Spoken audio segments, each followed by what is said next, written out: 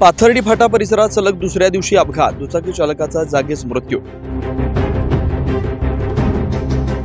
पाथर्डी फाटा परिसरात सलग दुसऱ्या दिवशी अपघाताचं सत्र सुरू आहे। शुक्रवारी पाथर्डी फाट्यावरील छत्रपती शिवाजी महाराज पुतळ्याकडून पाथर्डी फाट्याकडे एक ऑक्सिजन टँकरने रस्ता ओलांडणाऱ्या दुचाकीला जोराची धडक दिली।